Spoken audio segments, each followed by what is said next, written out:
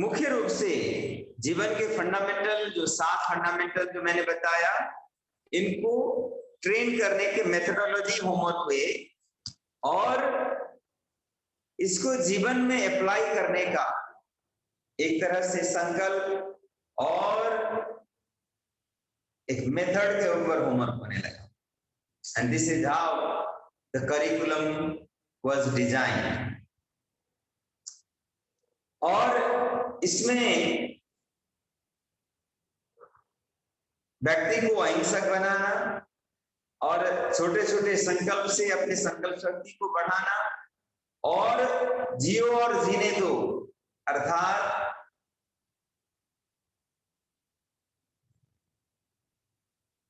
हर एक व्यक्ति का सत्य अलग होता है।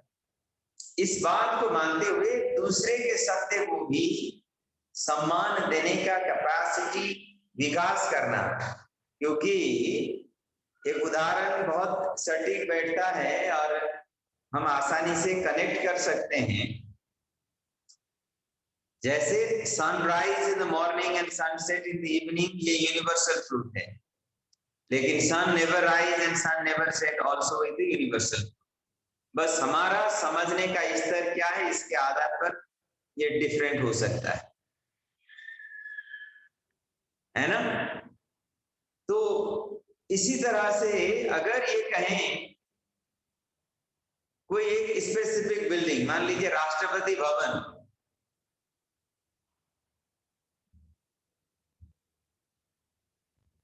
इंडिया गेट से राइट साइड में बोला जा सकता है, इंडिया गेट से लेफ्ट साइड में भी बोला जा सकता है। डिपेंड करता है कि आप किस एंगल से खड़े हो।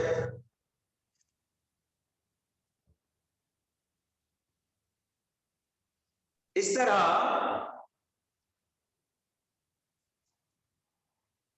व्यक्ति का जो स्तर है उसके आधार पर सत्य अलग अलग हो जाते हैं। ऐसे में अपना सत्य ही अल्टीमेट सत्य है बोल करके दूसरे को अगर हम फोर्स करने लग जाएं तो कभी भी सौहार्द का वातावरण बन नहीं सकेगा, समस्या आएंगे। इसीलिए दूसरों को अपने सत्य के साथ जीने दें, खुद अपने सत्य के साथ जिए, खुद अच्छा करें और दूसरों को अपना करने दें। We can not change other, we can not change the reality of other person. ये सामंजस्य का भाव विकास करें और को एग्जिस्टेंस के भाव विकास करें। इसके लिए अनेक अंत वाले दर्शन को समझना जरूरी है। सर, ये अनेकांतवाद का सिद्धांत हुआ ना जो आप समझा रहे हैं, ये अनेकांतवाद हुआ ना? क्या कह रहे हैं मानसी जी? सर, ये अनेकांतवाद का सिद्धांत है ना? ओके। तो ये अनेकांत दर्शन के ऊपर विशेष जोर दिया गया कि आप जिस चीज को सत्य मानते हो वही अल्टीमेट है नहीं। हर एक सत्य ट्रांजिटरी है। आप हो ये भी सत्य ट्रांजिटरी है, परमानेंट नहीं। यह दुनिया है, ये भी ट्रांजिटरी है। Everything is changing, every moment, every seconds. तो ऐसे में एक सत्य जो समझ में आया है उसी को अल्टीमेट मानकर बाकी सब गलत सोचने लग जाएंगे तो कभी भी सहज वातावरण नहीं हो सकेगा। इसीलिए अनेकांत दर्शन को समझ करके जीवन में पालन करना जरूरी है, लेकिन ये उतना आसान नहीं। इसके लिए फिर ध्यान के पद्धति के ऊपर काम किया गया। अब ध्यान की बहुत सारी पद्धति है। अगर हम महर्षि पतंजलि को, क्योंकि योग में सबसे पुराना रिटेन अवेलेबल अगर शास्त्र देखते हैं प्रमाण के तौर पर तो योग सूत्र है, महर्षि पतंजलि जी ने लिखा हुआ। हालांकि योग विज्ञान या ध्यान साधना उससे पहले से किया जाता था, इसके बहुत सारे एविडेंस उपलब्ध है। फिर भी जो रिटेन टेक्स्ट में योग सूत्र सबसे पुराना है, तो योग सूत्र में ध्यान के बारे में कहा गया,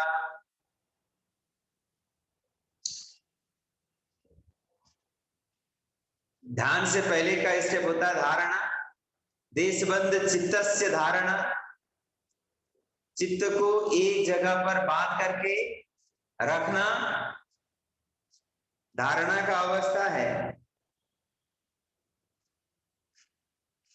और जब धारणा पूरी तरह से निरंतर हो जाए, तत्र प्रत्येक तानता, लगातार ये बना रहे, धारणा अटूट हो जाए, निरंतर हो जाए, तो फिर ध्यान में परिवर्तन हो जाता है। तत्र प्रत्येक तानता ध्यान। और फिर कहा गया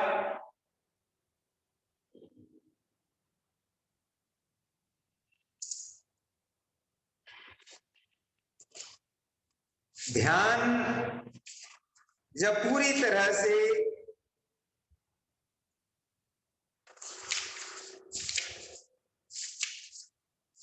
अटूट हो जाए और विकसित हो जाए, तो फिर धारणा बन जाता है। तदेवार्थ, जिसमें हम अपने स्वरूप को भूल करके उस ऑब्जेक्ट या उस सब्जेक्ट जिसके ऊपर हम ध्यान कर रहे हैं उसके साथ एकाकार हो जाते हैं। तदेवार्थ मात्र निर्वासम स्वरूप शून्यमिव समाधि। हम अपने स्वरूप और दूसरे के स्वरूप के बीच में भिन्नता, अपने और दूसरों के बीच में भिन्नता देखना छोड़ देते हैं और सब में उसी परम सत्य को या ऊर्जा को, एनर्जी को, ईश्वरीय तत्व को देखने लग जाते हैं, तो समाधि हो जाता है। क्योंकि everything is made of that very energy. हम लोग जब मर जाएंगे तो हमारा जो विसर्जन होगा, हम जो समाहित होंगे प्रकृति की उन्हीं ऊर्जाओं में होंगे, और हर एक व्यक्ति वहीं हो जाएगा, वहीं मिल जाएगा, और वहीं से आया था, वहीं जाएगा, वहीं मिलेगा। तो हमारे और अलग इंडिविजुअल के बीच में एक ही चेतना का फर्क है, वो आत्मा जिसको हम कहते हैं, वह भी उसी जो परम चेतना का अंश है। जैसे हमारा शरीर है, हमारे शरीर का एक तरह से हेडक्वार्टर के रूप में ब्रेन है। उस ब्रेन में इनपुट देने के लिए पूरे शरीर के जो नर्वस सिस्टम का स्ट्रक्चर काम करते हैं। They are supporting factor, supporting agent, और अल्टीमेटली उनका कनेक्शन वही है, वहीं से ये कंट्रोल होते हैं, निर्देशित होते हैं। लेकिन कभी कभी कुछ सिचुएशन आ जाए तो ये जो इंडिविजुअल कोशिकाएं हैं, ब्रेन के साथ कोऑर्डिनेशन में काम ना करके अपने ढंग से काम करने लग जाते हैं on the basis of memory develop, जो अल्टीमेटली संबंध विच्छेद का कारण बनेगा। अर्थात फिर वहां एक नया क्राइसिस क्रिएट होगा। नए क्राइसिस के बाद फिर वो नया रीअलाइनमेंट, एडजस्टमेंट होगा, फिर अल्टीमेटली फिर वो डिस्ट्रॉय होगा और फिर नई संभावना का शुरुआत होगा। उस जगह पर नए सेल्स बनने का एक तरह से वातावरण बनेगा। तो it is a continuous process. जब हम ध्यान को लगातार करते हैं तो ऐसे स्वरूप शून्य अवस्था हम प्राप्त कर लेते हैं, और स्वरूप शून्य अवस्था जब हासिल होता है तो ऐसे अवस्था को संयम का अवस्था कहा गया। प्रेम एकत्र संयम। तो इस तरह से महर्षि पतंजलि एक्सप्लेन करते हैं। और आगे जाकर के हठ योग के ग्रंथों में, हठ पर दीपिका में ध्यान को एक्सप्लेन करते हुए कहा गया कि कुंडलिनी शक्ति जो स्टोर होती है, उस शक्ति को पूरे नस नाड़ियों को पहले सफाई करने के बाद, शोधन करने के बाद, जागृत करने के बाद, वहां से उस शक्ति को, कुंडलिनी शक्ति को जागृत करते हुए मध्य मार्ग के माध्यम से, मध्य मार्ग का मतलब सुषुम्ना मार्ग के माध्यम से शून्यता को हासिल करते हुए सहस्रार के साथ एकाकार कराना है। और वह अवस्था ही अपने आप में ध्यान का अवस्था है। इसके लिए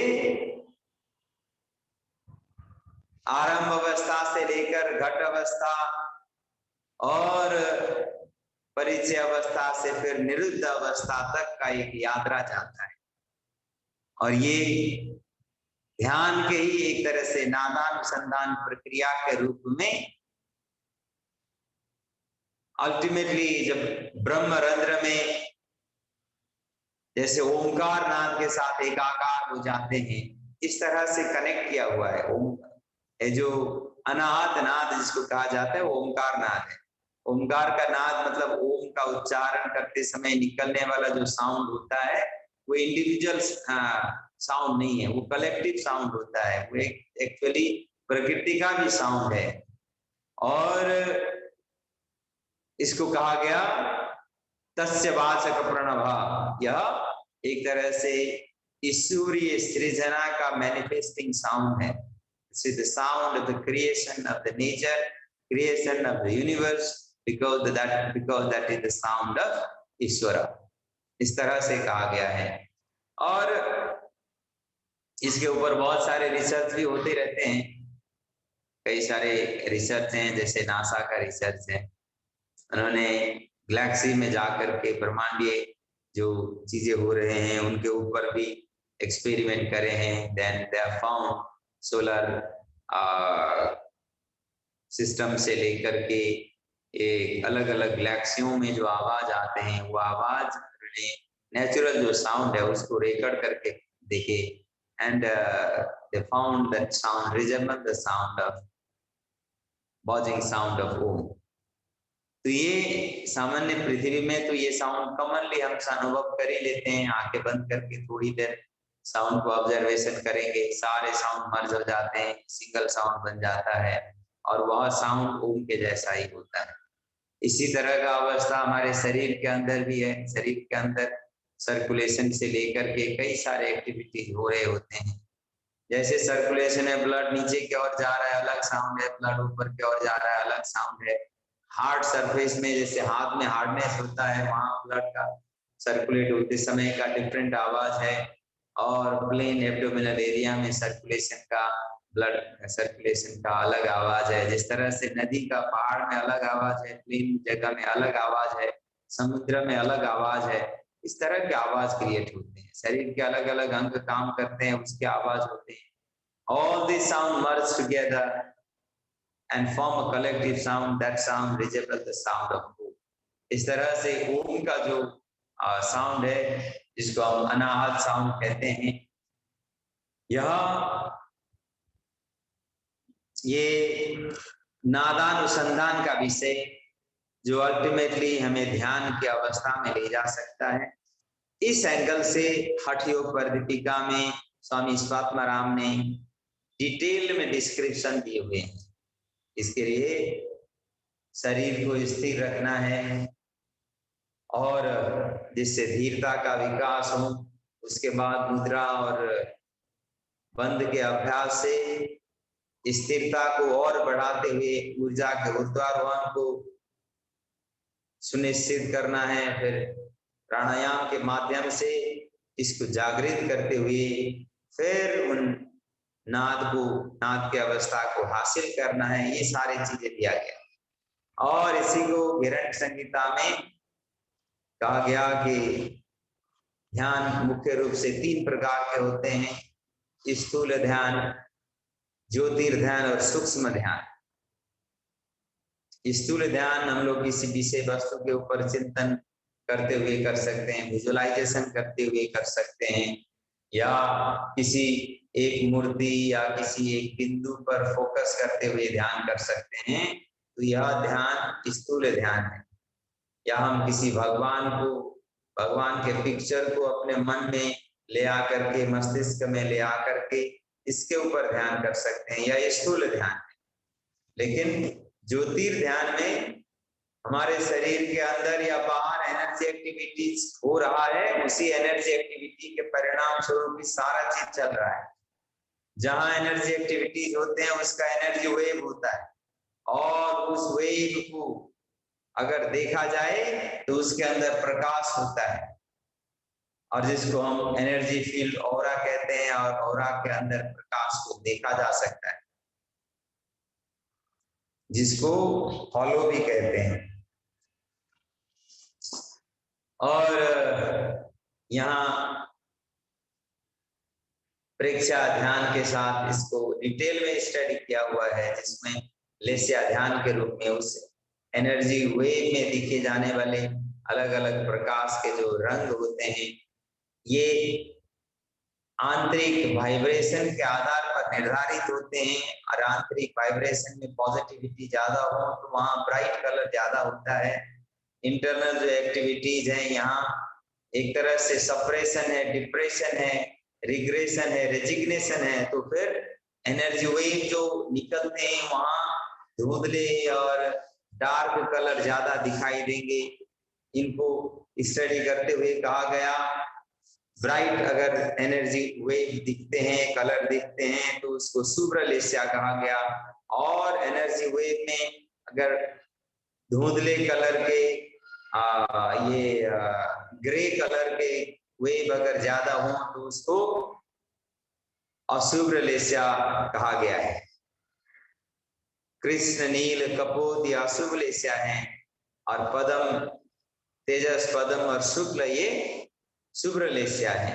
इस तरह से आपके करिकुलम में इसको, क्योंकि जैन फिलॉसफी में लेस्या के एंगल से, पॉइंट ऑफ व्यू से चीजों को ज्यादा स्टडी किया गया, और साथ ही जैन मुनियों ने इस एंगल से ज्यादा साधना करे हैं, तो इस चीज को और डिटेल में यहाँ बताया गया है। फिर इसको आगे बढ़ाते समय अब यहाँ जो ध्यान का पद्धति बताया गया है वो प्रेक्षा ध्यान का पद्धति है। प्रेक्षा ध्यान की पद्धति जो पतंजलि, स्वामी स्वात्माराम या महर्षि हिरण्य ने बताए हुए दर्शन से कई हिसाब से मेल खाता है, लेकिन ये सेम टू सेम नहीं है, अलग है। तो इसमें प्रेक्षा ध्यान ट्रेन करने के लिए भी, सामान्य लोगों को ट्रेन करने के लिए भी इसके कुछ फंडामेंटल्स, कुछ इसके पार्ट के बारे में चिंतन किया गया, जिसमें 8 मुख्य अंग दिए गए, और ये 8 मुख्य अंग आप सबको आना चाहिए, नाम याद होना चाहिए। 8 मुख्य अंग क्या है? यम, नियम, आसना, प्राणायाम, प्रत्याहार। प्रेक्षा ध्यान के 8 अंग ये नहीं है, अष्टांग योग के 8 अंग है वो, यम, नियम, आसन, प्राणायाम। कायोत्सर्ग, अंतर यात्रा, श्वास प्रेक्षा, शरीर प्रेक्षा, चैतन्य केंद्र प्रेक्षा, लेक्षा ध्यान, अनुप्रेक्षा एंड भावना। हाँ, ये 8 अंग है, ये सबको याद होना चाहिए, कोई कॉम्प्रोमाइज नहीं, 1% भी कॉम्प्रोमाइज अलाउड नहीं है। इसलिए 4 सहायक आसन, प्राणायाम, मुद्रा एंड ध्वनि मंत्र। हाँ, ये 4 सहायक अंग है। और फिर विशिष्ट अंग क्या है? वर्तमान शरीर प्रेक्षा, विचार प्रेक्षा एंड अनिमेश प्रेक्षा। अनिमेश प्रेक्षा you said was something like त्राटक। यस, या ये 3 विशिष्ट अंग है। तो ये सारी चीजें प्रेक्षा ध्यान की अवस्था को हासिल करने के सर एक बारी प्लीज इसके पॉइंट बता दो, ये 8 के, क्योंकि मैंने 5 लिखे हुए हैं। कायोत्सर्ग, अंतर्यात्रा, श्वास परीक्षा। किताब में दे तो रखे हैं सारे के सारे, गरिमा है सब। देखो कायोत्सर्ग जो हम प्रैक्टिकल करते हैं उसमें भी दिया है, कायोत्सर्ग, अंतर यात्रा, श्वास प्रेक्षा, शरीर प्रेक्षा, चैतन्य केंद्र प्रेक्षा लेक्षा ध्यान सॉरी अनुप्रेक्षा एंड भावना। ओके ठीक है। फिर कहाँ दे रखा है इसको ढूंढना पड़ेगा पेज नंबर। हाँ नहीं तो ये सारे चीजें दिए हुए हैं।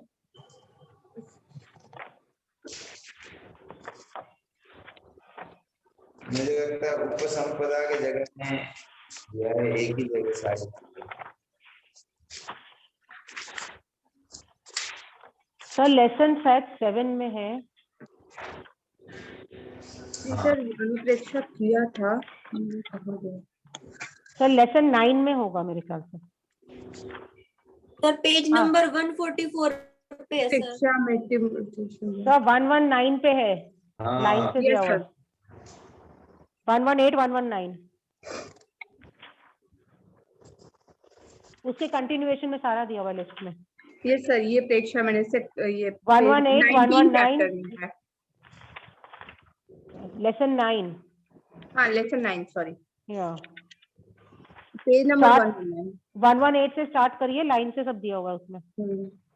कायोत्सर्ग, देन देव मेंशन्ड अंतर यात्रा, देन श्वास प्रेक्षा, उसमें दोनों तरह की दिया हुआ है। दीर्घ श्वास लास्ट पार्ट में सारे दे रखा है अगर आपके पास इंग्लिश बुक है तो। किसमें सर?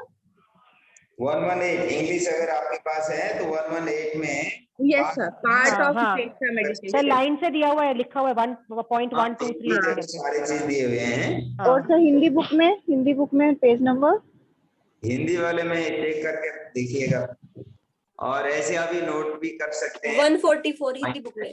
प्रैक्टिकल में भी दिया हुआ है, पाठ योजना वाले पाठ में दिया होगा। तो सब दिया हुआ है, लाइन से दिया हुआ है। अब आगे बढ़ेंगे तो अब ये कायोत्सर्ग तो आप सब जानते हैं, समझ में आ चुका है लोग। और कायोत्सर्ग लाइन बाय लाइन याद करना है। कायोत्सर्ग और प्रेक्षा मेडिटेशन दो चीजें लाइन बाय लाइन याद करनी है। और इसको सुनिश्चित करने के लिए आप एक काम कर सकते हो कि आप सभी जने, क्योंकि मैं सबसे करवा लूं यहाँ टाइम उतना मिलेगा नहीं, आप लोग अपने आप ही वीडियो रिकॉर्ड करके मेरे को भेजिए, कायोत्सर्ग कराते हुए प्रेक्षा ध्यान कराते हुए, किसको कराऊं? जिससे बेशक जरूरत पड़े 2 बार 3 बार 4 बार 5 बार 10 बार करना पड़े, करो। Ensure you memorise every steps, क्योंकि इसमें स्टेप्स का महत्व है। अगर आपने एक भी स्टेप मिस कर दिया तो वो पूरी तरह से जो परिकल्पना के मुताबिक सारे चीजें कवर नहीं हुआ। उससे नुकसान तो नहीं होता लेकिन सारे चीजें कवर नहीं होते। इसलिए इट इज एक्सपेक्टेड कि आप इसको लाइन बाय लाइन याद करें। कायोत्सर्ग और प्रेक्षा ध्यान। कायोत्सर्ग इज रिलैक्सेशन टेक्निक जो अल्टीमेटली हमें जो फिजिकल मेंटल इमोशनल जो अकड़न है उससे लिबरेट करेगा, जिससे अपने अंदर शून्यता के अभाव को, टाइमलेस स्टेट को, थॉटलेस स्टेट को अचीव करने में आसानी होगी। परिणाम स्वरूप हम आगे के स्टेप्स में आसानी से जा पाएंगे। और दूसरा अंतर यात्रा है स्पाइनल कॉर्ड जो है, इसके अंदर 3 लाइन है नाड़ियों का, ईडा, पिंगला और सुषुम्ना जिसको कहा जाता है। और सुषुम्ना सामान्यतया पैसिव रहता है और सुषुम्ना को जागृत करना योग साधना में महत्वपूर्ण साधना के रूप में माना जाता है, जो हमारे अंदर शरीर के अंदर जो शक्ति का जो मूवमेंट होता है, यह मूवमेंट में मुख्य रूप से शक्ति का एक तरह से स्टोर टेल एंड में रहता है। वहां एक तरह से कुंड कहा गया, घड़ा कहा गया, तो वहां शक्ति स्टोर होता है। और जो फीटस फॉर्मेशन प्रोसेस में भी वहीं से ऊपर की ओर ऊर्जा का फ्लो जाता है। तो फिर उस शक्ति को जागृत करने के लिए हमें उस चैनल को ईड़ा पिंगला सुषुम्ना, ईड़ा और पिंगला तो दोनों नॉर्मली एक्टिव रहते हैं, सुषुम्ना पैसिव रहता है, उसको जागृत करना है।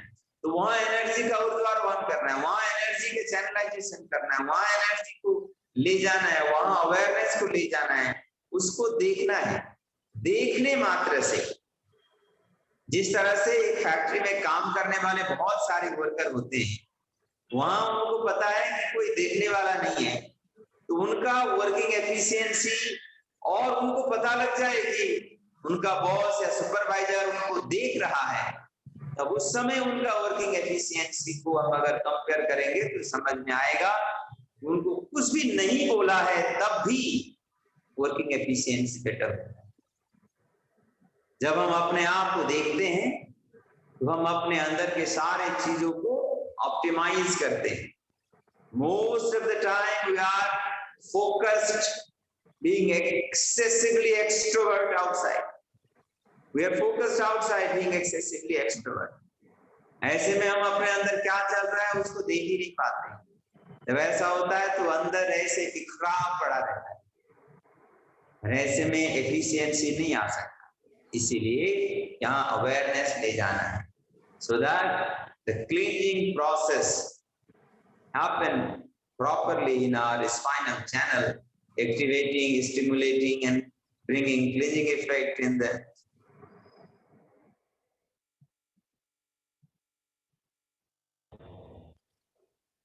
जो अल्टीमेटली एनर्जी के ऊर्ध्वारोहण को सुनिश्चित करे। और फिर थर्ड है श्वास प्रेक्षा। इसमें दीर्घ श्वास प्रेक्षा और समवृत्ति श्वास प्रेक्षा दो इन्वॉल्व है। This you have already done. इसके बाद फिर चैतन्य केंद्र प्रेक्षा है। तो इसमें हमारे शरीर के अंदर सर शरीर प्रेक्षा भी तो है, शरीर प्रेक्षा उसके बाद है नंबर 4। हाँ, शरीर प्रेक्षा के बाद, हाँ शरीर प्रेक्षा है संपूर्ण शरीर को टॉप टू बॉटम और बॉटम टू टॉप ऑब्जर्वेशन करना, विटनेस करना। उसके बाद चैतन्य केंद्र प्रेक्षा आता है। चैतन्य केंद्र प्रेक्षा में यहाँ दिया गया है। एक मिनट, सॉरी सर, आप म्यूट हो जाइए दोबारा। हाँ, एक हो रही हूँ, मुझे एक सवाल पूछना है सर।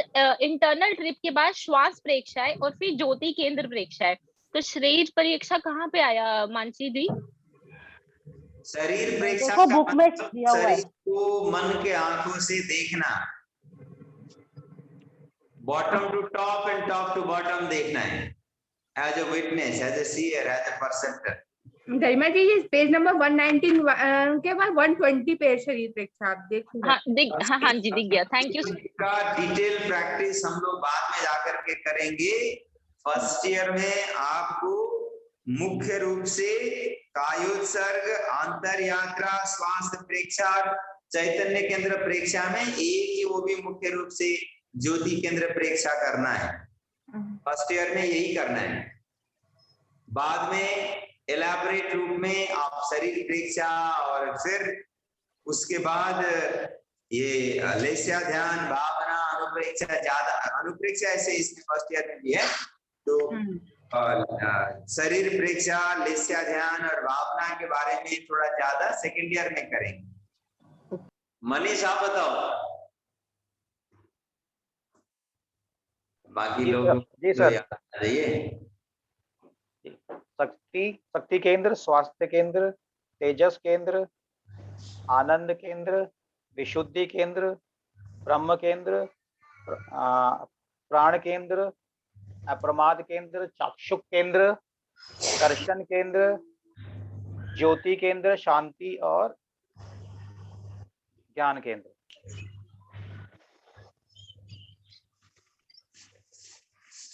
ओके, ये सारे पॉइंट्स कहाँ दिए हैं? पेज नंबर एक बार ढूंढ के बता दूं? यस सर, वही पूछने जा रही थी। इसमें ये वाले में नहीं दिख रहा है कहीं पे भी ये वाले पॉइंट्स। सर ये वाला हमारे प्रैक्टिकल बुक में 13 केंद्र। हाँ, प्रैक्टिकल बुक का पेज नंबर बता दीजिए सभी जने। अभी आप करेंगे, मैं कल पूछूंगा ये, तो मतलब हाँ सर ये थ्योरी वाली में मेंशन नहीं है। शक्ति, स्वास्थ्य, तेजस, आनंद, ये हमारे प्रैक्टिकल में है 13 केंद्र सारे इलैबोरेटेड। जी पेज नंबर क्या है? एक मिनट मैं बताती हूँ।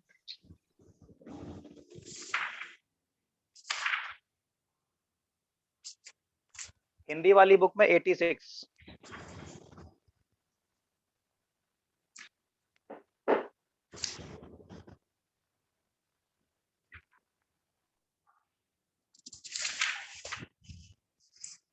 ये उसमें थ्योरी वाले इंग्लिश में 170 160 में है।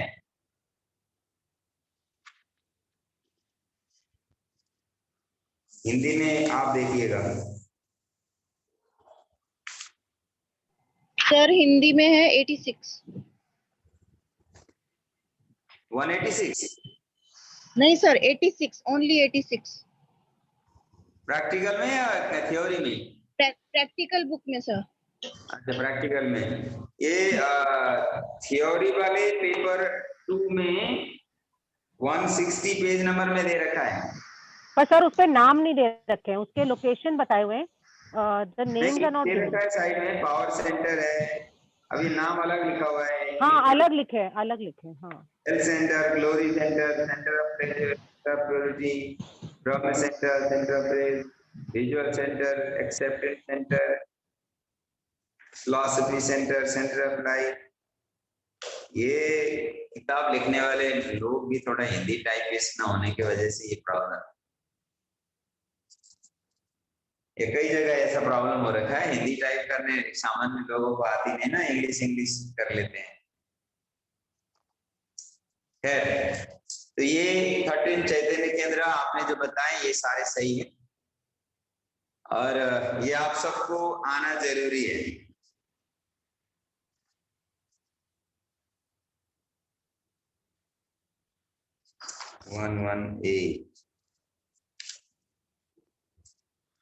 फिर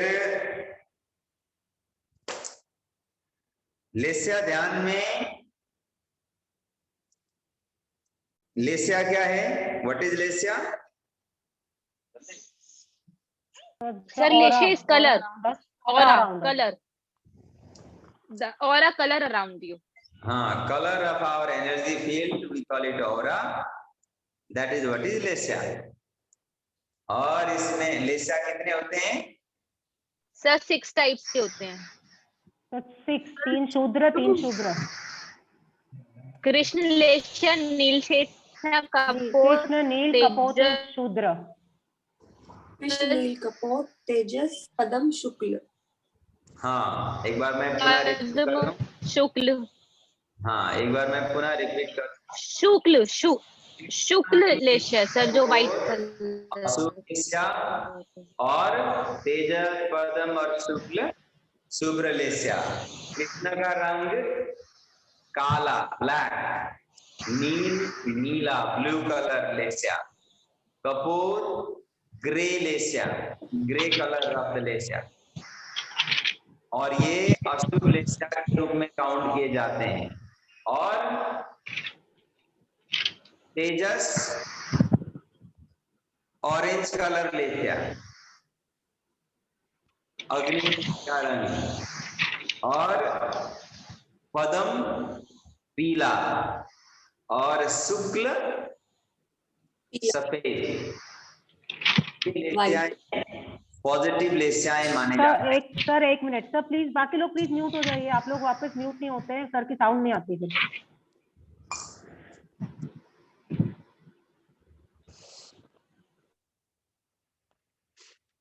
तो ये तेजस का रंग अग्नि कलर अर्थात सैफरन कलर, और पदम मीन्स का रंग पीला कलर है, और शुक्ल का रंग सफेद कलर है। तो ये 3 शुभ लेस्या माने जाते हैं। और इसमें भी जो अशुभ मानते हैं जिनको, उसमें भी अगर ब्राइटनेस है, जैसे जेट ब्लैक है, उसका इंटेंसिटी रिफ्लेक्ट करता है। धुंधला है, वो फिर डलनेस को रिफ्लेक्ट करता है। अगर कोई नेगेटिव भी हो ना, जैसे वो दाऊद टाइप के, ओसामा टाइप के, है ना, नेगेटिव है तो भी उसमें पूरा फुल पोटेंशियल एनर्जी है। और नेगेटिव में भी कुछ थोड़ा सा ऐसे डिप्रेसिव नेगेटिव है। अगर कोई इंसान डिप्रेसिव ढंग से नेगेटिव है तो उसके कलर में धुंधले और ऐसे ही कलर होंगे। अगर कोई बहुत ज्यादा नेगेटिव है और इतनी एक तरह से मेडिटेटिव वे में गलत काम करने टाइप का नेगेटिव है, तो उसके नेगेटिव कलर भी बहुत ज्यादा स्ट्रॉन्ग नेगेटिव होंगे। और ब्राइट है तो ऑब्वियसली ब्राइट है ही, वो पॉजिटिव है। And this is how it is interpreted, the personality is interpreted by study of लेस्या। और अच्छी बात यह है कि हम लेस्या को परिवर्तन कर सकते हैं विद प्रैक्टिस ऑफ साधना, विद प्रैक्टिस ऑफ ध्यान, with practice of contemplation. Positive चिंतन से भी चेंज हो जाता है ये, और वननेस का प्रैक्टिस करने से भी ये चेंज हो जाता है। कुछ अच्छे काम में एंगेज हो जाए, लेस्या चेंज हो जाता है, क्योंकि ये तो जिस तरह का एनर्जी एक्टिविटीज हो रहा है वही रिफ्लेक्ट होता है ना बाहर। तो इसीलिए एक बार किसी का लेस्या नेगेटिव दिख गया तो बहुत घबराने वाली बात नहीं है। हमेशा उसको डाउटफुल रखने की जरूरत नहीं है। समय के साथ परिवर्तन संभव है, because everything is transitory. Negative हो या पॉजिटिव हो, दोनों ट्रांजिटरी है। कोई एक बार पॉजिटिव दिखाई दिया तो हमेशा वो पॉजिटिव ही रहेगा, कोई गारंटी नहीं है। अगर आज कोई नेगेटिव है तो हमेशा वो नेगेटिव ही रहेगा, ऐसा नहीं है। तो इसलिए प्रैक्टिस ऑफ लेस्या is one of the technique of the technology studied by Jain Muni and given in this curriculum for the transformation of personality. Or bhavana is actually a contemplation process. And anupreksha means, anu means सूक्ष्म, प्रेक्षा means देखना, सूक्ष्म रूप से देखना, किसी खास विषय वस्तु पर, किसी भाव पर, किसी चिंतन पर, किसी विषय पर सूक्ष्म रूप से देखना, और देखते देखते उसको अनुभव के स्तर पर ले आना, यह अनुप्रेक्षा है। और इसके बाद आसन, आपको पता है करिकुलम में जो दिए हुए हैं उन्हीं आसनों में से आसन आपको पूछे जाएंगे, और उतनी ज्यादा कोई कठिन आसन है नहीं, और आप लोगों ने अभ्यास कर चुके हैं। और I am very much optimistic कि आप आसन वाले पार्ट में आसानी से क्लियर करेंगे। आसन का अगर शास्त्रीय रेफरेंस अगर देखेंगे तो योग सूत्र में महर्षि पतंजलि कहते हैं स्थिरम सुखम आसनम। आजकल जो ऐसे रस्सियों में लटकने वाले जो पोजीशन करते हैं योग के नाम में, ये ट्रेडिशनल हिसाब से तो ये आसन नहीं है, ये एक्सरसाइज है। अच्छा है, शरीर को फ्लेक्सिबल बनाने के लिए काम आ सकते हैं, ठीक है, लेकिन यौगिक डेफिनेशन में ये फिट नहीं बैठते हैं। तो स्थिरम सुखम आसनम का अवस्था हासिल करना है, और इसको करने के लिए टेक्निक सेकंड श्लोक में बताते हैं, प्रयत्न शैथिल्य अनंत समापत्तिभ्यम। प्रयत्न शैथिल्य अनंत समापत्तिभ्यम, तीन बातें हैं यहाँ। प्रयत्न करना है, और ऐसे भी अगर आसन को सिद्ध करना है विदाउट एक्सपेक्टेशन, डिसिप्लिन होकर every day same time practice नियमित रूप से करें, बिना एक्सपेक्टेशन करें तो रिजल्ट जल्दी आएगा। ओवर एक्सपेक्टेशन रहता है तो उतना रिजल्ट नहीं आता, क्योंकि उसमें जजमेंट शुरू हो जाता है, और जजमेंट होने लग जाए फिर डाउट, अल्टीमेटली वो सेल्फ डाउट क्रिएट होता है, and that doubt will actually reduce the focus and potential to achieve result will reduce as a result. इसीलिए प्रयत्न नियमित रूप से करना है, श्रद्धा भाव के साथ करना है। सतु दीर्घ काल नैरंतर्य सत्कारा सेवितो दृढ़ भूमि। सतु दीर्घ काल नैरंतर्य सत्कारा सेवितो, ये तीन चीजें चाहिए। दीर्घकाल नैरंतर्य सत्कार भाव के साथ अभ्यास करना है, लंबे समय तक, तब रिजल्ट आते हैं। और नेक्स्ट में कहते हैं प्रयत्न के बाद शैथिल्य, हमेशा रिलैक्स रखनी है, फिजिकली, मेंटली, इमोशनली। इसके लिए कॉन्शियस एफर्ट करनी है। अभ्यास करते समय चेहरे पर खिंचाव ले आकर के ग्रंटिंग और मॉर्निंग के साथ अगर करते हैं तो ब्रेकडाउन का रिस्क ज्यादा होता है। इसीलिए शैथिल्य भाव के साथ रिलैक्स अनुभव करते हुए करना है। और उस समय अनंत प्रक्रिया जो चल रहा है अपने अंदर और बाहर, उसके साथ जुड़ना है। हमारे शरीर के अंदर क्या अनंत होता है? जब तक हम जिंदा है तब तक श्वास तो अनंत है, इतना तो हम सब देखते ही हैं, अनुभव करते ही। तो श्वास के साथ अपने ध्यान को, चित्त को, चेतना को जोड़ना अनंत के साथ जोड़ना हो सकता है। यही अल्टीमेट नहीं है? हमारे शरीर के अंदर डिफरेंट ऑर्गन्स 24/7 काम करते हैं। शरीर के कई सारे टिश्यूज 24/7 काम करते हैं। शरीर के कई सारे सेल्स 24/7 काम करते हैं। उनको देखना भी अनंत के साथ जुड़ना हो जाता है। और आगे जाएंगे तो हमें अनंत रूप में ईश्वरीय ऊर्जा सपोर्ट कर रहा होता है। हमारे सर्कुलेशन को कोई करा रहा है, रेस्पिरेशन को कोई करा रहा है, हम तो नहीं कर रहे हैं। हम चाह करके सर्कुलेशन नहीं होता, हम चाह करके रेस्पिरेशन नहीं होता, हम चाहे उसके आधार पर डाइजेशन नहीं होता, हम चाहे उसके आधार पर केमिकल रिएक्शन नहीं होते। ये तो कोई दूसरा बड़ा जो एनर्जी है हमारे रीच से बियॉन्ड, उसके नियंत्रण में चल रहे हैं। तो ऐसा अनंत प्रक्रिया कितनी सारे चल रहे हैं, उनके साथ जुड़ना। तो योग आसन ऐसे ही एक्रोबेटिक करना ही इनफ नहीं है, तो इन बातों को ध्यान रखनी है। और बाकी आसन तो आप लोगों ने करे हैं। प्राणायाम में अगर शास्त्रीय रेफरेंस के हिसाब से देखें तो देखेंगे तो प्राणायाम को बंद, ये कुंभक कहा गया, श्वास को रोकने का अभ्यास। महर्षि पतंजलि ने बोले हुए हैं कि तस्मिन् सति श्वास प्रश्वासयोर गति विच्छेद प्राणायाम। श्वास प्रश्वास के गति को विच्छेद करना प्राणायाम है। इससे क्या होगा?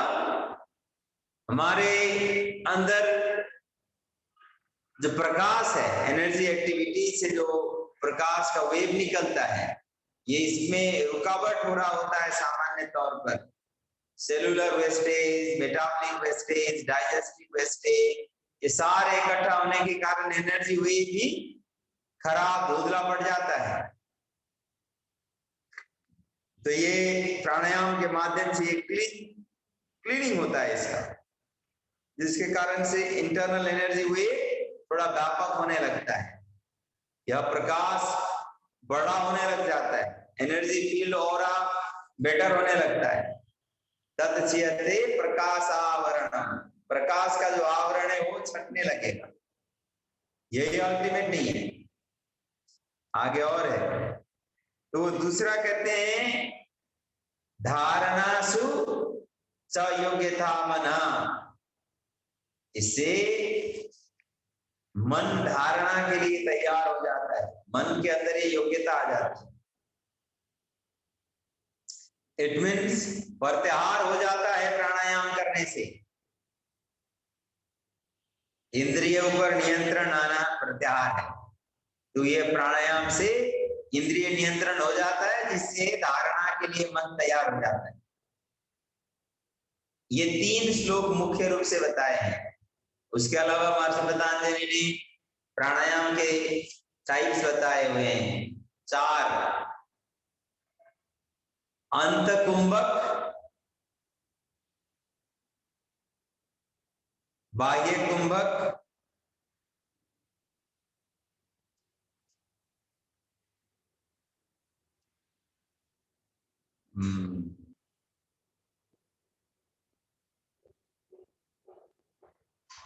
तो केवली एक सेकेंड, वो शाब्दिक मेरे को माइंड में शब्द नहीं आ रहा है, इसलिए थोड़ा सोच रहा था कि सर अंते, बाह्य और केवली, बाह्य वृत्ति एंड स्तंभ वृत्ति।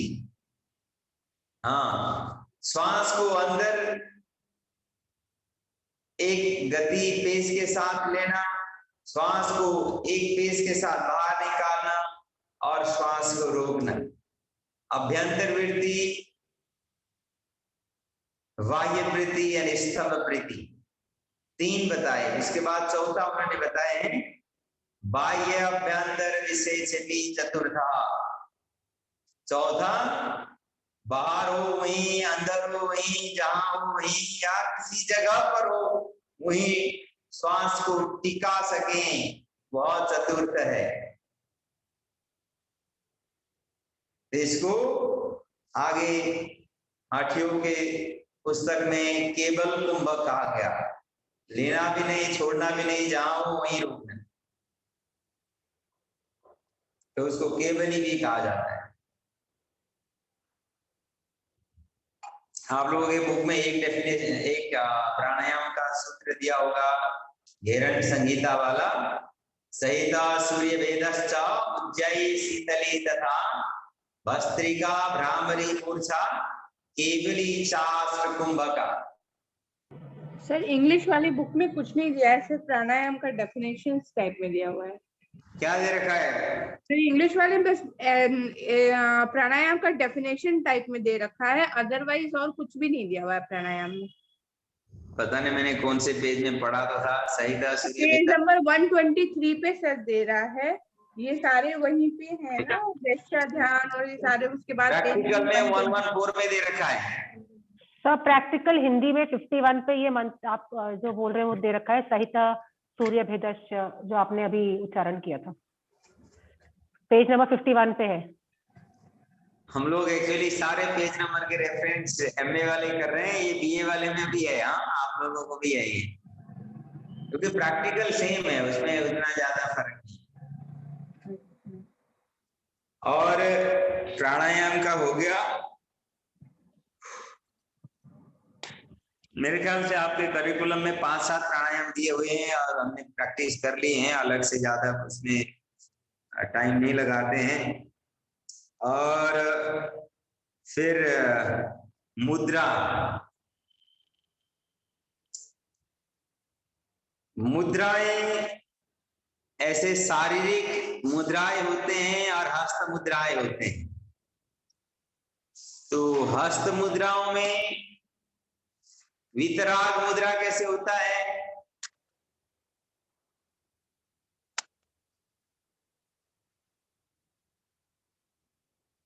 रुसिना जी, वितराग मुद्रा बताइए।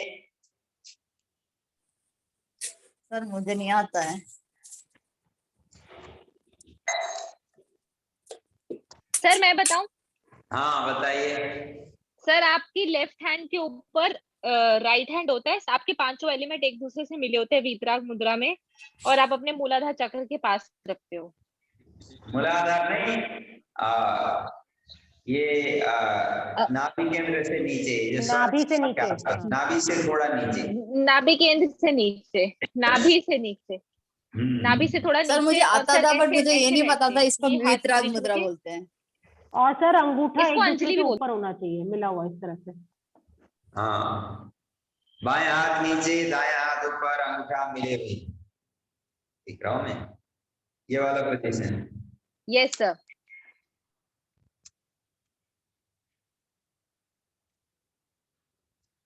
तो ये वितराग मुद्रा है, इसी को कई जगह अंजलि मुद्रा भी कहा गया है। और ज्ञान मुद्रा, joining the tips of index finger with the thumb. ध्यान में हम मुख्य रूप से 2 मुद्रा यूज कर रहे हैं, हालांकि मुद्राएं और होते हैं। अगर हम अठयोग प्रदीपिका के हिसाब से देखेंगे तो वहां 10 मुद्राओं के बारे में बताया गया है। शारीरिक मुद्रा में विपरीत करणी से लेकर के खेचरी मुद्रा और पाषणी मुद्रा, अश्विनी मुद्रा और सांभवी मुद्रा, ये मुख्य मुद्राएं हैं। योग मुद्रा, ये मुख्य मुद्राएं हैं।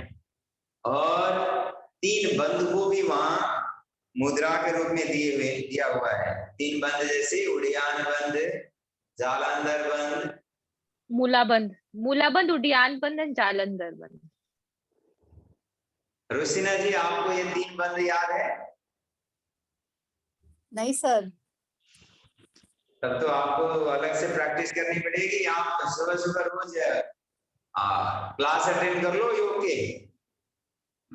जी सर, जी सर। मेरे से बात करिएगा, ये तो बहुत बेसिक चीज है। जी सर। ऐसे आज मेरे लगातार क्लास है। इसके बाद टीचर ट्रेनिंग है, कितने 1 बजे तक मेरे ख्याल से,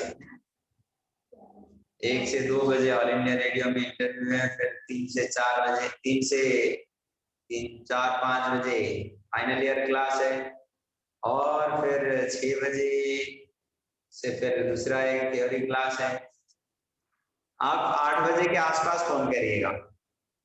ओके सर। ठीक है, उससे पहले ओके सर, ओके सर। बात नहीं हो पाएगी।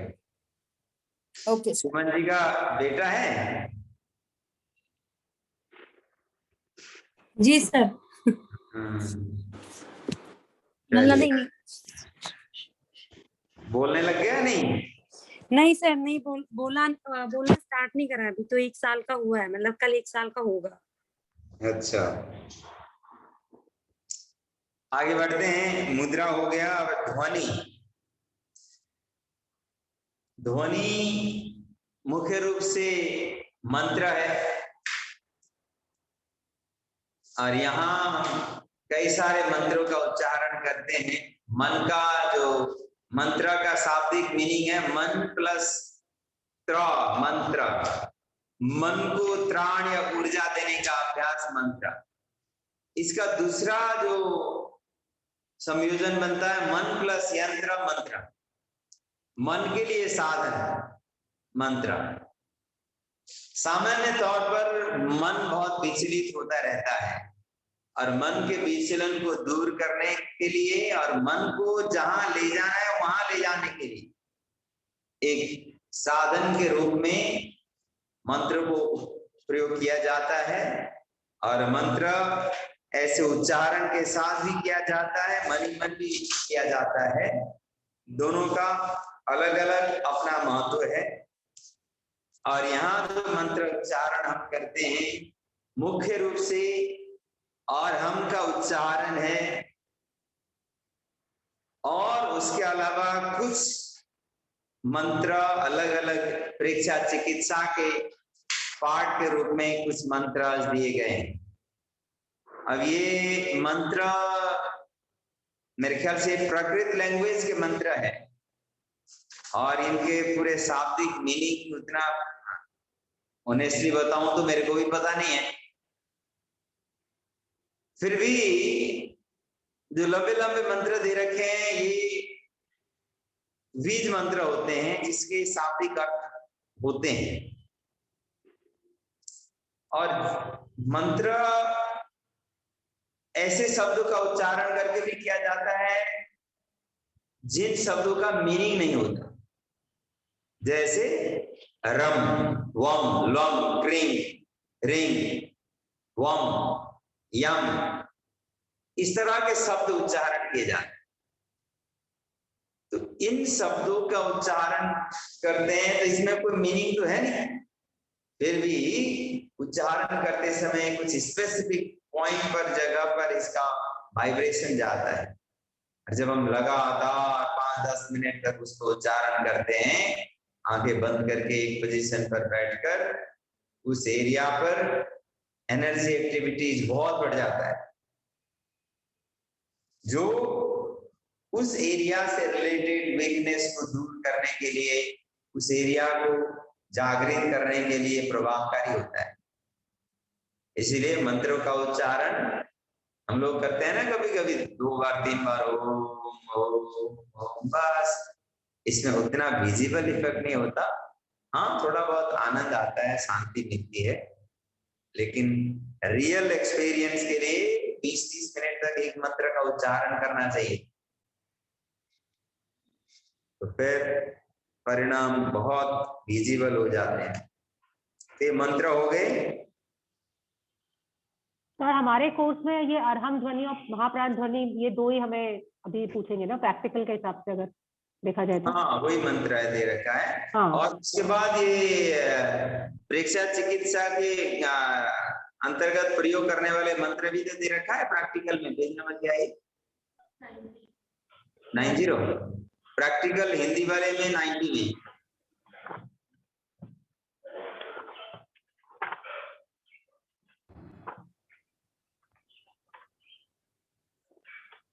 ठीक है, और आगे बढ़ेंगे।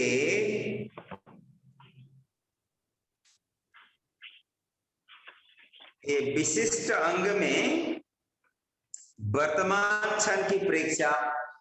सर जो आपने पेज नंबर 90 बोला है हिंदी वाली प्रैक्टिकल, वो तो सर फाइनल ईयर के कोर्स में एमए उत्तरार्ध योग एवं जीवन जो 90 पेज वाला सारा है।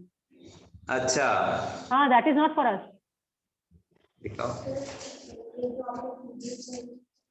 फिर भी। हाँ ये हिंदी वाले में यार, ये फाइनल ईयर के पार्ट में दे रखा है। सर हमारे इंग्लिश वाले में क्या दिया हुआ है? एक मिनट, इसको आपको एक चीज बताऊं, फिर भी ये आपके लिए जरूरत है, इसलिए कि आपका जैसे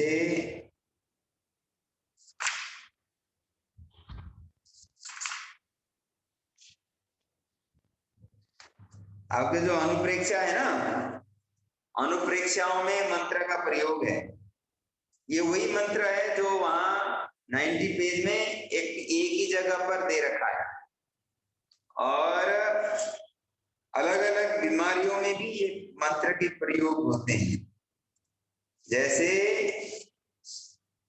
भय का निवारण के लिए नमो अभय दयानम ये मंत्र है। इसी तरह से चिंताओं के मापन में अगर देखेंगे तो चिंताओं को नियंत्रण करना है, इसके लिए प्रेक्षा चिकित्सा करना है, तो आयतुले प्रयास यह मंत्र है, उच्चारण करना है, जिसका कम से कम 10-15 मिनट तक चैंटिंग करना है, तो ये परिणाम आ सकता है। इसी तरह से कुंठाओं का निवारण के लिए मंत्र दे रखा है, अपना सच में से जा नेतिम भुए सुकपय, ये मंत्र दिया हुआ है। तो इसलिए ये मंत्र के प्रयोग है आपके पाठ में भी, लेकिन इसको एक ही जगह में इकट्ठा करके फाइनल ईयर वाले पार्ट में दे रखा है, और वो आप उसको फिर भी ले सकते हैं। आप में से जिसके पास हिंदी बुक है, फोटो खींच, आप ही फोटो खींच करके डाल दीजिए इसको, तो ग्रुप में डाल देंगे, उसको आप देख लेंगे। और तो मैंने फोटो डाल दिया ग्रुप में। ठीक है, और आगे बढ़ेंगे तो वर्तमान क्षण की प्रेक्षा, ये तो नाम से ही समझ में आ रहा है, और आंखें बंद करके जो हम लोग परसेप्शन का अभ्यास करते हैं यही वर्तमान क्षण की प्रेक्षा है। और विचार प्रेक्षा, अपने मन में विचारों के जो तरंग आते हैं, राग और द्वेष रहित भाव से इसको देखना विचार प्रेक्षा है। और फिर अनिमेष प्रेक्षा का मतलब त्राटक, त्राटक बोलने से समझ में आ जाना चाहिए। मैं एक बार बस क्रॉस चेक करने के लिए पूछ लेता हूं कि किस किस को त्राटक आती है। पूजा रत्रा जी, आपको त्राटक पता है क्या होता है?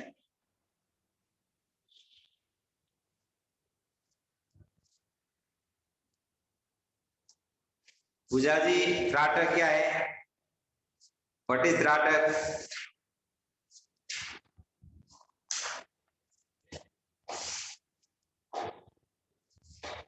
पहले तो वीडियो ऑन कर लो, जो जो वीडियो नहीं ऑन कर रहे हैं मैं उनको रिमूव करा देता हूँ, ऐसे थोड़ी चलेगा। बंद करके बैठे हैं भी नहीं है पता। सर मैं बताऊं? हाँ बताइए प्लीज। सर मैं बताऊं? बताइए। सर किसी बिंदु पर डिस्टेंस पे आंखों के सामने एक कैंडल जला के रखी जाती है और हम जो है उसमें कंटिन्यूअसली उसको देखते रहते हैं बिना पलक झपकाए। ये किसने बताया अभी? सर कोमल। अच्छा, हाँ ठीक है। तो ये त्राटक का अभ्यास है। त्राटक ऐसे अंतरंग और बाह्य त्राटक भी होता है, आंतरिक और बाह्य त्राटक भी किए जाते हैं। तो ये जो प्रैक्टिकल के जो मेन चीजें हैं कवर हो गए, एक बार एक तरह से आपको रिवाइज भी हो गया है। तो आप लोग ये सभी जने प्लीज वीडियो ऑन रखिए, ये ऐसे नहीं चलेगा, वीडियो ऑन रख करके पता भी नहीं चलता आप लोग हो या नहीं, ठीक है? ऐसे फिर मैं बोलता रहता हूँ, आप लोग जवाब ही नहीं देते हो, कैसे चलेगा?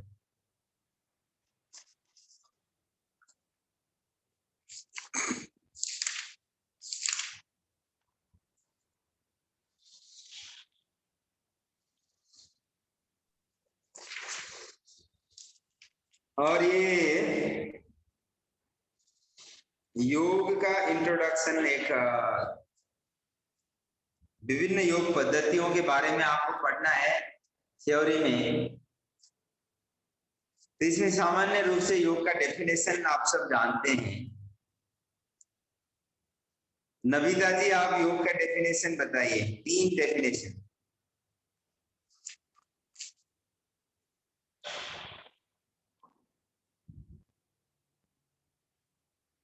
सॉरी सर, बुक का नाम मुझे याद नहीं है, बट उसका मुझे एक मंत्र याद है, योगा चित्ते वृत्ति निरोधः। आई थिंक ये योग सूत्र का सर मंत्र दिया है योग सूत्र में। नेक्स्ट। सर मुझे बस यही याद है, फिलहाल मुझे यही याद है सर। और कोमल जी ने अभी बताए थे, गरिमा जी ने भी बताए हैं। स्वाति जी, दूसरे डेफिनेशन बताइए आप।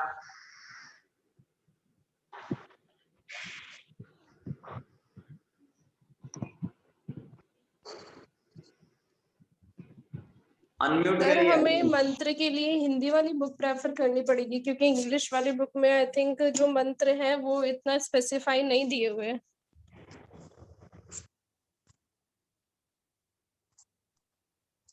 इंग्लिश वाले में नहीं दे रखे हैं? सर इंग्लिश वाले में ना नहीं दिए हुए हैं। कम दिए हुए हैं, और जो लिखे हुए हैं सर वो इंग्लिश में ही लिखे हुए हैं, तो उसका हिंदी में मतलब अच्छे से प्रोनाउंसिएशन नहीं हो पाता।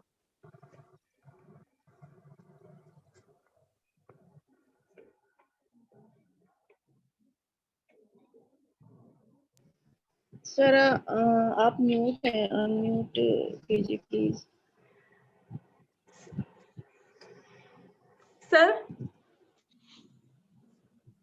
सर आपकी वॉइस नहीं आ रही है, आपने अपने आप को म्यूट किया हुआ है। योगा उच्यते। सर मैं बताऊं डेफिनेशन? मीनिंग बताइए योग का। आप मीनिंग बताइए प्लीज।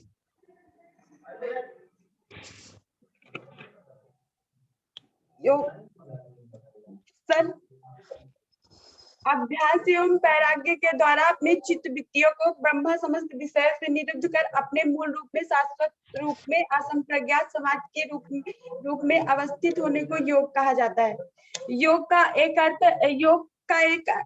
का अर्थ समाधि भी होता है, योग का अर्थ संयमन भी होता है, योग का अर्थ सर एक डिफिनीशन योग की और है, प्राम प्रकृति वियोगा अप योगा मेधियते।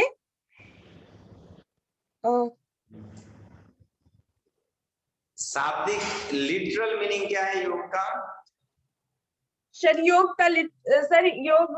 मतलब किसी आत्मा को परमात्मा से जोड़ना सर। शाब्दिक अर्थ जोड़ना हुआ, ठीक है? Yes sir. शाब्दिक में आत्मा को परमात्मा से वाली बात नहीं आएगी, इसका वो इलास्ट्रेशन है।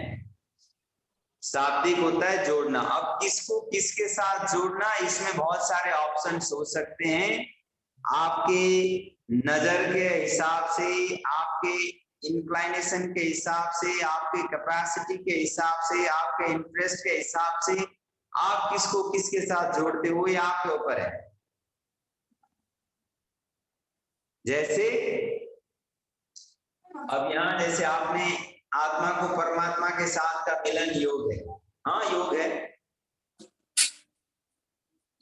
ऐसे ही कई सारे पहलू योग में कवर किए जाते हैं।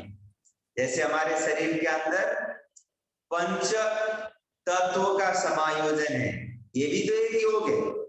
इसके पंच तत्वों का समायोजन को उत्कृष्ट बनाए रखना जिससे बीमारी ना हो, ये भी तो योग है। हमारे शरीर के अंदर पंचकोश काम करते हैं। पंच तत्व तो आई होप सबको पता है, मिट्टी, पानी, धूप, हवा और आकाश, पंच तत्व से शरीर बना हुआ है। इसमें एक भी ऊपर नीचे होता है तो बीमारी आ जाते हैं। इसका संतुलन बनाए रखना भी तो योग है। हमारे शरीर के अंदर अन्नमय कोश, प्राणमय कोश, मनोमय कोश, विज्ञानमय कोश और आनंदमय कोश, ये 5 कोश काम करते हैं। इन पंच कोश के बीच में संयोजन नहीं हुआ, संतुलन नहीं हुआ, यूनियन नहीं हुआ, हार्मोनी नहीं हुआ तो भी तो समस्याएं आते हैं। इनको संतुलित करना भी योग है। और हमारे शरीर के अंदर कई अलग अलग सिस्टम काम करते हैं।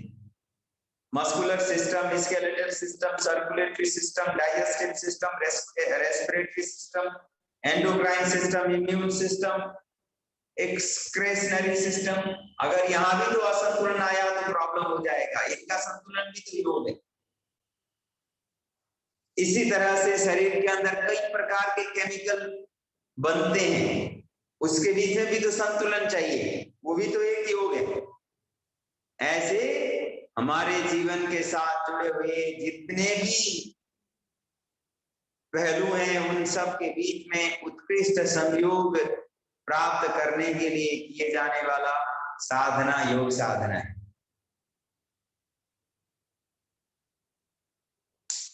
और आगे बढ़ेंगे तो योग के प्रकार हैं।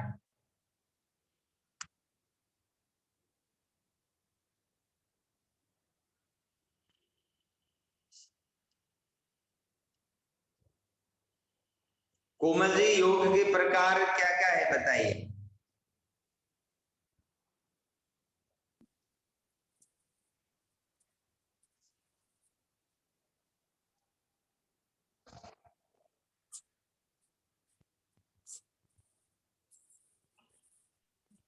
सर टाइप्स ऑफ योग में सब बहुत सारे आ जाते हैं, जैसे सर कुंडलिनी योग, विन्यास योग, हाथी योग, हठी योग, अष्टांग योग हो गया। लेकिन आपके करिकुलम में क्या दिया है? सर मैं बताऊं? जी सर ज्ञान योग, कर्म योग, भक्ति योग, तंत्र योग। सर लास्ट वाला सर ज्ञान योग, कर्म योग, भक्ति योग। सर लास्ट वाला थोड़ा सा कंफ्यूज है, तंत्र योग। ओके, ज्ञान योग, भक्ति योग, कर्म योग और मंत्र योग आपके बुक में दिए हुए हैं। हालांकि जैसे कि कोमल जी ने कहा, इसके कई सारे वेरिएशंस हो सकते हैं। सर 9 दिए हैं हमारी बुक में जी। 9 दिए हुए हैं, 9 योग हमारे यहाँ दिए। जन्म, भक्ति, कर्म, मंत्र, कुंडलिनी, हठ, राज, तंत्र और यंत्र। हाँ, उसमें से मुख्य ये 4 है। और ज्ञान योग, ज्ञान के माध्यम से परम तत्व को जान लेना, इस दुनिया के सीक्रेट को समझ लेना ज्ञान योग है। और भक्ति के मार्ग में जाकर, मुख्य रूप से इसमें नवदा भक्ति है। नवदा भक्ति का मतलब आप किसी आइडल जिसको आप मानते हैं उनके बारे में सुनना और उनके बातों को स्मरण करना और उसको मनन करना, चिंतन करना, कीर्तन करना और फिर पाद सेवा करना, उनके साथ दास्य भाव रखना, साख्य भाव रखना और आत्मनिवेदन करना। इस तरह से 9 टूल्स दिए गए हैं। तो ये नवदा भक्ति के टूल के माध्यम से भी हम अपने नेगेटिविटी को परिष्कार करते हुए अपने अंदर पॉजिटिव ऊर्जाओं का विस्तार करते हैं। तो ये एक टाइप है जो योग के मार्ग में हमें आगे ले जा सकता है। बहुत सिंपल बात है लेकिन ये बहुत ट्रांसफॉर्मेशनल है। जैसे किसी के ऊपर आप भक्ति भाव रखते हैं तो उसके पॉजिटिव को ही हमेशा आप चिंतन करेंगे। जैसे किसी को भी आप भगवान मानते हो, उदाहरण के तौर पर भगवान कृष्ण को लें, तो आप उनके नेगेटिव ढूंढेंगे नहीं, उनके पॉजिटिव को ही चिंतन करेंगे। इस वजह से आपके अंदर भगवान कृष्ण के बारे में सोचने से पॉजिटिविटी आएगी। लेकिन जो भगवान कृष्ण को ना मानता हो, वो कृष्ण को ढूंढते हुए उसके वजह से तो इतना युद्ध हुआ, वो तो इतना ज्यादा खूंखार था, सोचने लगेगा। और वो ये सोच सकता है कि वो इतनी सारे गोपियां और इंटरप्रेट करने वाले लोग करते हैं, और वो अलग एंगल से चीजों को देखते हैं। तो भक्ति के मार्ग में हम हमेशा पॉजिटिव को फोकस करते हैं, जिससे उन पॉजिटिव को हम अपने अंदर इन्वाइट करते हैं। और यही चीज हम अपने सामान्य जीवन में भी लागू करते हैं भक्ति योग के साधना में। सबसे पहले तो घर में इसका एप्लीकेशन होना चाहिए। आप अपने घर में, खास करके अपने पेरेंट्स, जो एक तरह से जीता जागता भगवान का रूप है, जो पूरे जीवन कष्ट सह करके भी हमारे हित के लिए सोचते हैं, उससे ज्यादा ईश्वरीय क्या हो सकता है। अब हम उनके गलतियों को ढूंढें तो ये हम अपने दिमाग को स्पॉइल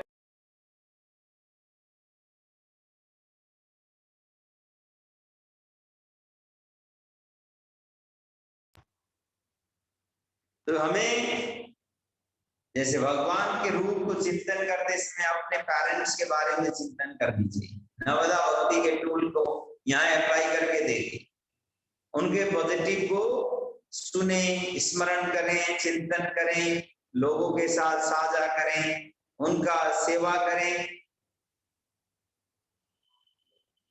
और उनके साथ दास्य भाव, साख्य भाव रखें और उनको आत्मनिवेदन, उनकी जो भी पॉजिटिव चीजें हैं उनको साझा करने के लिए, उनको प्रयोग करने के लिए, उनको भीतरी मन से सकारात्मक भाव से उनको प्रेरित करें, उनके साथ बात करके उनसे निवेदन करें। तो फिर घर से ही भक्ति योग का एप्लीकेशन चालू हो जाए। ऐसे ही बड़े या अन्य कोई भी बड़े या गुरुओं के ऊपर हम भक्ति योग का साधना अप्लाई कर सकते हैं, जिससे टोटल ट्रांसफॉर्मेशन संभव है। और ये बाकी योग के जो टेक्निक है बहुत लंबे साधना वाले होते हैं, लेकिन भक्ति योग क्योंकि हमारा जीवन का हिस्सा है, अगर हम भक्ति योग के मार्ग को जीवन का हिस्सा बनाते हैं तो हम जहां भी जाते हैं अपने से बड़ों को भक्ति मार्ग के साधन के रूप में देखने लगते हैं, उनको पवित्र रूप में देखने लग जाते हैं, ईश्वर के अंश के रूप में देखने लगते हैं। तो उनसे हम हमेशा पॉजिटिविटी ढूंढने लगते हैं। It will not benefit that second person much, but certainly it will benefit us, क्योंकि हमारे अंदर नेगेटिविटी का, नेगेटिव ऊर्जा का साइकिल ब्रेक होगा और पॉजिटिविटी का साइकिल बढ़ेगा, जो हमारे अंदर हैप्पी हार्मोन के प्रोडक्शन साइकिल को बढ़ाएगा, हमें अंदर से ऑप्टिमाइज रखेगा, जिससे इम्यून सिस्टम्स अच्छी तरह से काम करेंगी और साथ साथ हम लोगों के बारे में अच्छा सोचते हैं तो obviously we will most of the time receive positive response from second person also. तो वहां से भी पॉजिटिव आने का रेशियो सर्टेनली बढ़ेगा। कभी कभी अपवाद के रूप में हम किसी को अच्छा सोचते हैं, वो दुष्ट व्यवहार कर देता है, वो अलग बात है। ऐसे में कहा गया मैत्री करुणा मुदितो उपेक्षा सुख दुख पाप पुण्य भावना चित्त प्रसादनम, ये मंत्र दिया गया है। जो बहुत अच्छे लोग हैं, अच्छा कर रहे हैं जीवन में, आपके मित्र ऐसे ही लोग होने चाहिए। जो आपसे कमजोर है वो लोग आपके मित्र नहीं हो सकते, वो लोग आपके एक तरह से कृपा पात्र हो सकते हैं। आप उनको कृपा करो, उनको दोस्त समझ करके आपके साथ चलाने की कोशिश करोगे, आप उनकी कैटेगरी में गिर जाओ तो आप भी फिर कृपा ढूंढते रह जाओगे। जो बहुत ज्यादा कमजोर है वो लोग आपके दोस्त नहीं, आपके सहयोग के पात्र हैं, उनको सहयोग करो। मैत्री करुणा, कमजोर को सहयोग करना है, दोस्त नहीं बना। अपने से आगे वाले लोग दोस्त होनी चाहिए जो अच्छे करते हैं। और जो लोग बहुत पवित्र लोग हैं, जैसे साधु संत टाइप के लोग, वैज्ञानिक टाइप के लोग, बेशक वो आपके जान पहचान के हो तो भी, क्योंकि ऐसे लोग आपको उतना ज्यादा टाइम नहीं देंगे, आपको उतना ज्यादा भाव नहीं देंगे। इससे आप दुखी मत हो, क्योंकि वो उस काम में, उस गोल में, उसमें लगे पड़े हैं।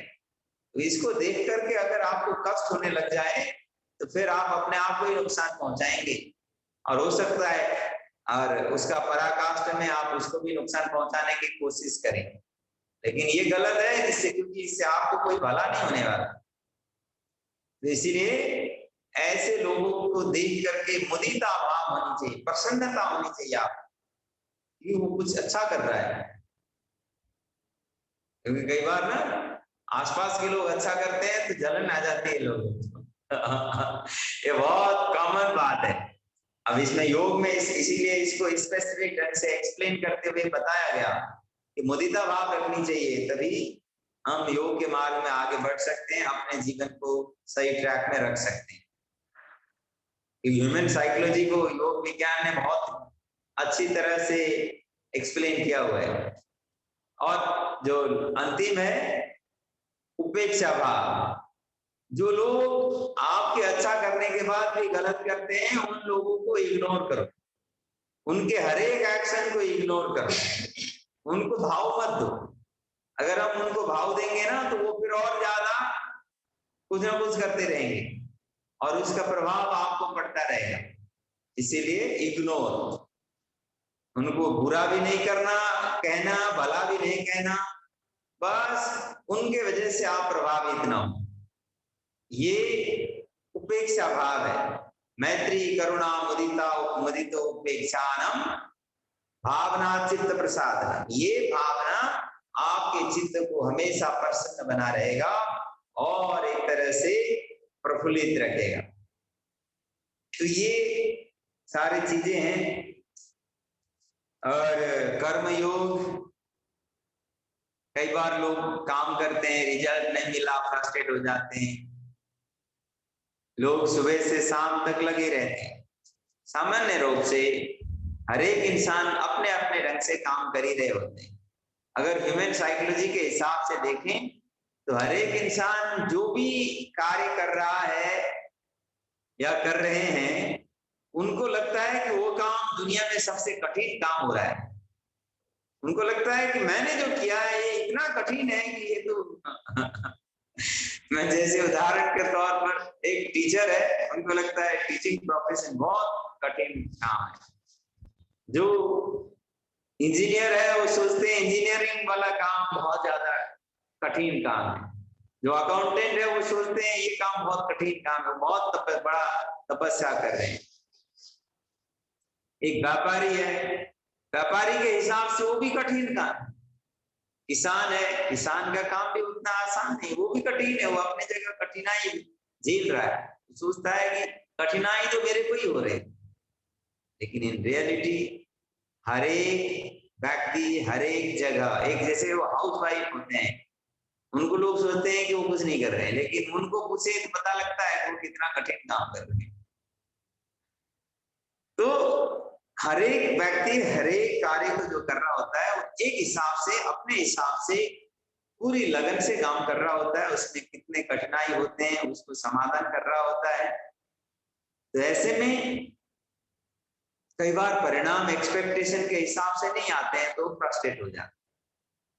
तो कर्मयोग का सिद्धांत कहता है कि आपने जो भी कार्य किया है उससे आपको जो परिणाम मिल रहे हैं वह उसी प्रोपोर्शन में मिल रहे हैं जिस प्रोपोर्शन में आप कर रहे हैं, क्योंकि ये प्रकृति का नियम के हिसाब से चलता है परिणाम वाली बात। इसीलिए कर्म भगवत गीता में कहा है कि आप कर्म करने के लिए हकदार हो, आपके हाथ में कर्म है, कर्म करना है।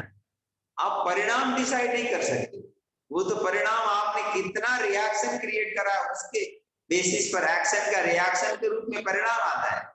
अगर आपने अच्छा काम करे हैं तो समय के साथ उस साइक्लिक वे में अच्छा परिणाम निकल के आएगा। जिस पेड़ को बोया होगा वही पेड़ बाद में आएगा, वही फल मिलेगा। और उसमें भी जैसे होता है ना, पेड़, कुछ पेड़ होते हैं बहुत जल्दी परिणाम देते हैं, पेड़ पौधे वगैरह फल दे देते हैं। कई पेड़ पौधे होते हैं बहुत लंबे समय के बाद फल देते हैं, बड़े बड़े जो पेड़ होते हैं। कई पेड़ों से फल लगने के लिए 2-4 साल 5 साल उससे भी ज्यादा लग जाते हैं। लेकिन जो 1 महीने में फल देने वाला पेड़ पौधा है उसका फल और 5-7 साल के बाद फल देने वाला पेड़ का जो फल है उसका कोई कंपेयर हो सकता है? उससे कितना ज्यादा मिलेगा। जैसे वो कटहल का पेड़ है और एक छोटे से जो टमाटर का जो है, तो वो कितना फर्क होता है। इसीलिए कार्य के हिसाब से परिणाम अलग अलग होते हैं, हमें ये कंपेयर कर नहीं सकते हम। तो इन सारे चीजों को देखना है। हम जो भी काम करते हैं अगर परिणाम मिल नहीं रहा और साथ में ही काम करने वाला दूसरे को परिणाम मिल रहा है, इसका मतलब उसने पहले से काम करके अपने आप को इतनी ज्यादा कैपेबल बनाया। जैसे हम एक साथ योगा कर रहे थे, कुछ लोग आसन परफेक्शन के साथ लगा लेते हैं, कुछ लोगों का ऐसे ही शरीर अकड़ा हुआ रहता है, पड़ा रहता है। वो ये कहने लगे कि हम साथ नहीं करते हैं, इतनी समय हो गया, वो तो इतना बढ़िया, हम तो नहीं कर रहे। आपके शरीर का जो अकड़न आ रखा है कितने समय से आया है और वो कितने समय से कर रहे होंगे, और उनका खान पान क्या होगा, उनका रहन सहन क्या होगा, उनका सोचने का दृष्टिकोण क्या होगा, जिससे उनके केमिकल रिएक्शन अलग ढंग से प्रोड्यूस हो रहे होंगे, जिसके शरीर पर अलग प्रभाव पड़ रहा होगा। कितना कंपेयर हम अपने लेवल को आज जहां है वहां से इंप्रूव कर सकते हैं। तो कर्मयोग का जो सिद्धांत यही है कि हम कार्य सही करते जाएं, समय के साथ परिणाम अपने आप ही सही होते जाएंगे। अगर हम परिणाम मुखी होंगे तो फ्रस्ट्रेशन जल्दी आएगा, सेल्फ डाउट जल्दी आने लगेगी और फिर आपका संभावना धीरे धीरे ब्रेक हो जाएगा। इसीलिए कर्म कर फल का अपेक्षा मत कर, ये इसीलिए कहा गया। खैर, इसका मतलब ये नहीं कि आपको फल की अपेक्षा के बगैर काम करनी है। बगैर फल के अपेक्षा तो काम होती नहीं, जो भी काम करते हैं फल तो आ ही जाना है। खैर, आज इतना ही रख लेते हैं। Thank you very much. मैं अटेंडेंस एक बार स्क्रीनशॉट कर लेता हूँ फिर छोड़ना। तो सॉरी, इसमें आपने 4 बताए थे ना इम्पोर्टेंट, हमारे जन योग, भक्ति योग, कर्म और चौथा मंत्र योग। मंत्र योग। Okay, thank you sir.